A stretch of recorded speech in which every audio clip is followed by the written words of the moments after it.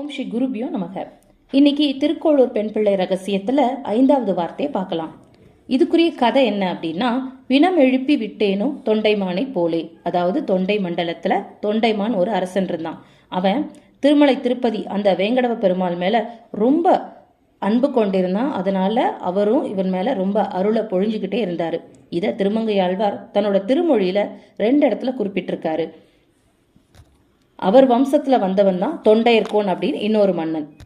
அந்த மன்னன் ஆட்சி செஞ்ச அந்த காலத்துல கூர்மன் அப்படின்னு பேருள்ள வேத வாய்மொழி அந்தணன் காசிக்கு போய் தன்னோட உடலை விட்டு அங்கேயே கங்கையில சேரணும்னு ஆசைப்பட்டான். ஆனா அந்த ஆசை நிறைவேறாமலே அந்த ஊர்ல இறந்து போனான். ஆனா அவனோட பிள்ளை கிருஷ்ண சர்மா தந்தையோட அஸ்தி எடுத்துக்கிட்டு கங்கைக்கு போகணும்னு தன்னோட மனைவி மக்களை மன்னவன் கிட்ட ஒப்படைச்சிட்டு நான் காசிலேருந்து திரும்பி வந்து அவங்கள கூப்பிட்டுக்கிறேன் அப்படின்னு சொல்லிட்டு போயிட்டான். அவங்கள அரசன் தன்னோட பணியாளர்கிட்ட ஒப்படைச்சிட்டு பாதுகாத்துக்கோங்க அப்படின்னு சொல்லிட்டாரு. அரச காரியங்களில் ஈடுபட்டதுனால அவர் அதை மறந்தே போயிட்டாரு.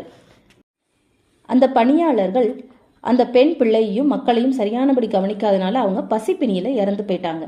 கிருஷ்ண சர்மா கங்கையாடி திரும்பி வந்து அரசன் கிட்ட தன்னோட மனைவி மக்களை அனுப்பும்படி கேட்க அப்போதுதான் அவங்கள பத்திய நினைவு வந்தது.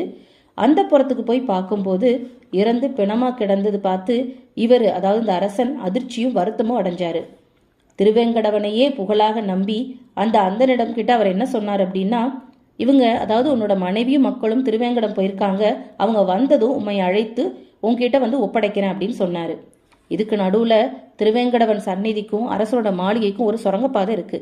அந்த வழியே உடனே போய் திருவேங்கடவனை அடிபணிந்து தன்னோட நிலைய விளக்கி அவர் சொன்னாரு, புகழொன்றில்லாத இந்த சிறுவனை, அதாவது என்னைய ஆபத்தாந்தவனான நீ ரட்சித்து அருளணும், இல்லையாட்டி கடமையில தவறிய என்னையும் உன்னோட திருவடியில சேர்த்துக்கோ அப்படின்னு ரொம்ப உள்ள முருகிற மாதிரி வேணினாரு. அரசன்கிட்ட ரொம்ப அன்பு பூண்டிருந்த அந்த திருப்பதி வேங்கடேச பெருமாள் அருள் பொழிந்து தன்னோட தீர்த்தத்தை அந்த பிணங்கள் மேல தெளித்து அவங்கள எழுப்பும்படி வரம் கொடுத்தாரு.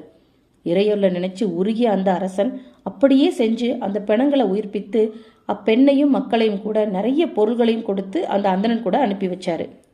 இந்த மன்னனுக்கு திருவேங்கடமுடையான் தன்னோட திருவாழி திருச்சங்கையே படை துணையாக, அதாவது போருக்கு போகும்போது அவருக்கு துணையாக அனுப்பிச்சதா ஒரு வரலாறு இருக்கு.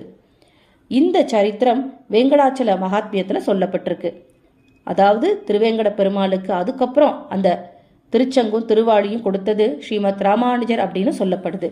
இந்த மாதிரி இந்த தொண்டைமான் அரசன் மாதிரி நான் அவர் மேல அவ்வளோ அன்பு கொண்டிருந்தேன்னா நான் இந்த திருக்கோளூர்ல இருக்க அப்படின்னு சொல்லி அந்த பெண் பிள்ளை இந்த கதையை முடிக்கிறாங்க. ஸ்ரீமதே ராமானுஜாய நமக.